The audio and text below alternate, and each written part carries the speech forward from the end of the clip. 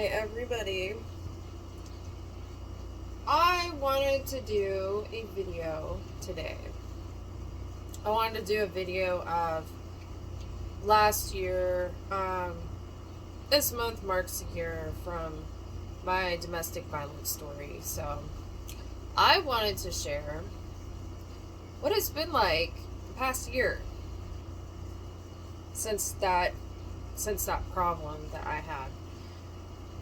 So let's see, it has happened last year, man. So at first it was really hard. I went through a lot. I'm still kind of going through a lot, to be honest. Like, it's hard because I really love that person, and just how everything happened. It's just crazy how it's already been a year. Since then, I have moved into a better financial situation, apartment on my own. I qualified on my own, so that was a big thing for me. Like, I needed that to happen. Like, really needed that to happen. I was paying about $900 in rent for a 2-bedroom that I had with my ex, but don't have anymore because I got called for this one.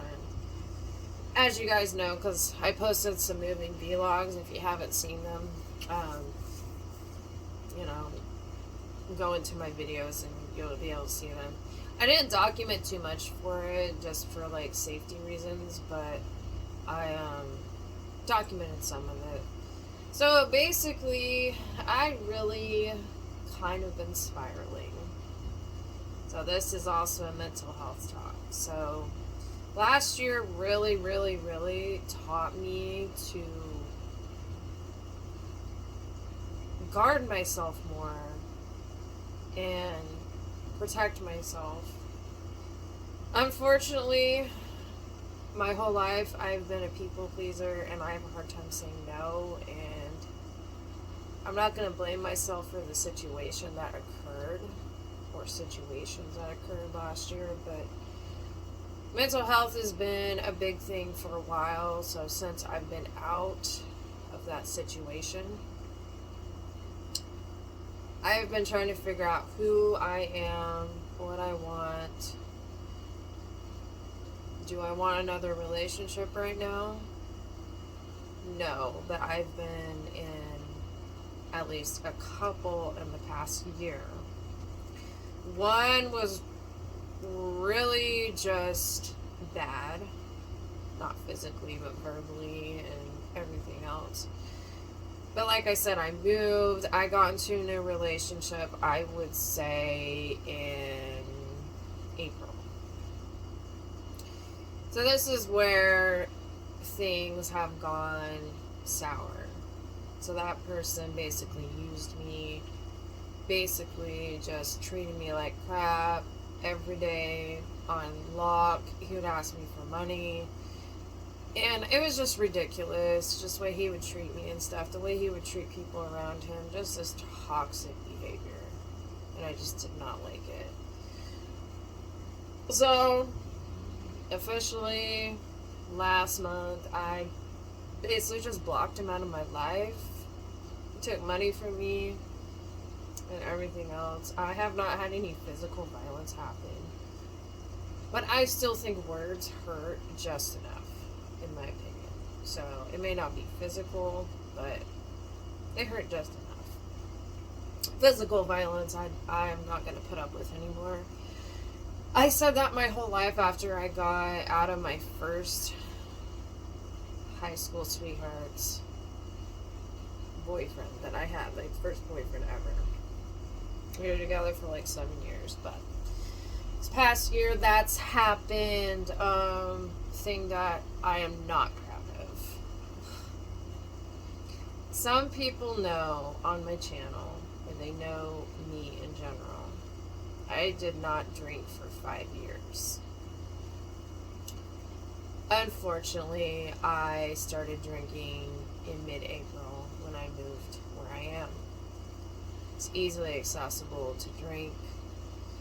So I started drinking, and I shouldn't have. I had a moment of weakness. It wasn't just one time I drank. I drink. Since last month, I've been sober a month, so I'm very self-aware that it was not good for me. I drank for the wrong reasons. I just was you're a whole different person when you drink. Hardcore, you know it. You're a different person. And alcoholics run in a lot of families, and my mother was an alcoholic. My dad was an alcoholic. It runs in a lot of families, and I was just like, I would drink so much that I would puke. I would try and find, even during the daytime to drink, I would find myself drinking almost every day or wanting to be drinking. I did get into billiards again since I was living in a different part of Oregon, and I do play darts, so I like playing those activities, but usually when you're in a bar, you want to drink to do those activities, because, you know, it's not very common. But, you know, you can't find those activities in other places, so it kept me entertained, but then I figured out how much it was not the answer. I basically was going around saying that I was an alcoholic, and I was drinking heavily. Like, I survived it, and I really don't know how, but I basically was an alcoholic. So I woke up a few mornings after I drank. I'd be hungover as fuck, and oh my god. I just like woke up one day, and maybe it was a few times, but the last thing that did it for me to stop basically was I got tired of feeling drunk. I got tired of getting sick off of it. I got tired of just basically the lifestyle. I just got tired of it. I was done with it. And then at some points, I was actually thinking that I needed AA. Your girl here, she can usually handle her alcohol in the past years before I quit drinking for 5 years. So, I am not proud of what I did. I was coping from last year mainly. The last year really broke me, and I knew why I was drinking. And it wasn't to have fun. It was to cope with my trauma as a child and trauma of last year. And I knew why. Or I had to stop. It's been very honestly easy to stop. Like, I still think that I want to have a drink, but I know it's not worth it. I've already got other health problems. I don't need to add on to that. I shouldn't even been drinking in the first place, and I recognize that. So I've been a month sober. But just knowing like what I was doing to my body and just going around saying I was an alcoholic, and I don't know what made me realize to be like, hey Sarah, you don't want this for your life. You don't want to do this, you don't want to do that. Like, it's not worth it. It's not worth it at all. I had to find who I was, and I'm still trying to find who I am. But I have chosen to do me, meaning that I can't really handle myself at times. My mental health got worse. My anxiety got so bad I almost ended up in the hospital. I ended up in the hospital a few times in the last year on New Year's Day. You guys probably clicked on my pancreas story. That has been resolved, but I still kind of have issues. I have been to the doctor about it recently, and they tested my levels, and they said, you're fine. Your levels are okay. You know, stick to this diet and this diet. And make sure I'm not diabetic. Because that day when I went into the ER for my pancreas, not knowing what was going on, they said that, you know, I'm on the verge of being diabetic. So, I don't like that. But I had to go to, I think it was in June. Yeah, it was in June. My throat hurt so bad I could not swallow. Like, I just thought it was because I threw up because I drank the night before. And so I thought it was going to go away, right? It didn't go away. Matter of fact, it got worse and worse and worse and worse. I couldn't drink. I couldn't talk. I couldn't swallow. I couldn't eat. And finally, about, like, I think day, like, 4 or 5, I said, you know what? I'm going to the doctor. So I went to urgent care. And they literally told me my throat was not swollen. And I was like, really? So why can't I talk, eat, drink? And my throat hurts really bad, and nothing is soothing it. I even tried Theraflu. I tried everything under the sun to, like, get it under control, because it was hurting so bad just to swallow and everything. It was horrible. So they didn't do anything. They gave me some antibiotics to make sure that, you know, it's not an infection that I need to clear in my throat. So then I got a caregiver at the time. I don't have her anymore, but I got a caregiver at the time, and she said she could pick me up from urgent care, and I was like, okay, cool. So she picked me up. She decided that she was going to pick me up, wait to take me to the pharmacy, and this was all on her first day. Okay, so that was nice. So the next day she was supposed to be coming too, and I just, like, I was still feeling bummed out from, you know, this urgent care telling me that basically my throat is not sore, but it is.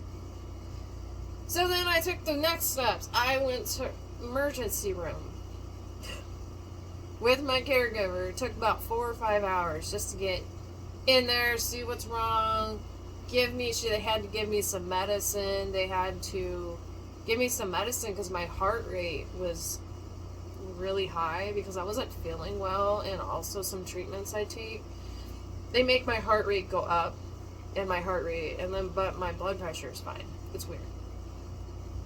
So they're like, well, since you're like, your heart's beating pretty fast, we need to get you some Motrin. And I said, okay, because originally they gave me Tylenol. And then they gave me this drink to make my throat numb because my throat hurt so bad. And it was a liquid steroid. So I had to take a liquid steroid. Luna wants to say hi. Take a liquid steroid, and it, like, started working pretty good. And then I could slowly just feel the swelling going down, but it took some days for the swelling to go down. It took probably about a week. So a week goes by, my throat's feeling better. Slowly getting better, but I had this horrible cough. And the cough lasted 3 weeks after I was sick. So I was officially sick for probably almost a whole month. I didn't get back to normal. I could not, like, my throat was so dry and stuff. Like, when I cough, like, I would, like, throw stuff up, but I wasn't throwing up. Like, that cough was horrible. And then my voice still sounded really hoarse. And, like, oh my God. It was horrible. I had some help at the time, so it was decent. But at the same time, I just was so weak. I had a fever twice of over 100 degrees. It was, oh my God. It's the worst I've been sick in like 7 years. And I think it was based on stress and trauma. I really think so. Because what I went through last year was horrible. Like, I'm still shaken up. But, you know, I'm in counseling trying to get it better. And don't be afraid to go to counseling, guys. Okay, anybody struggling with mental health that watches my videos, please do not be afraid to get help. It is not embarrassing. It is something people need to do for themselves. Now, I can't make people go get help. Can't do that, but, you know, just a word of advice. I get tons of help because I need it. I don't know. I don't have parents to navigate and give me structure. You know, I have to figure this all out myself. So, but yeah, don't be afraid to get help, guys. And I wish the best for people that do go get help. But, you know, you can't make anyone get help. So, basically, this month will mark a year of what happened last year. So I just wanted to make a video of what I've been going through the past year. My mental health has not been great at all. It's been horrible. Matter of fact, the last 3 nights I have not been able to sleep, like, barely.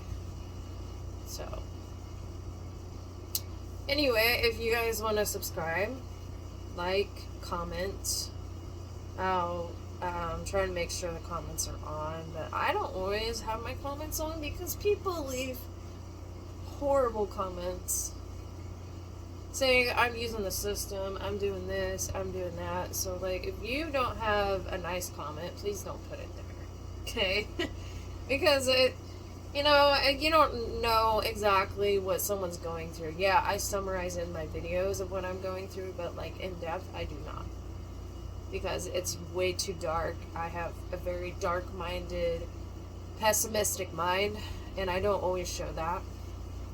So, just make sure that you're not leaving a bad comment if my comments are on. I'd really appreciate it. Alright, well, I just wanted to make this video and give a year recap since last year's event. So, anyways, have a good day. Bye.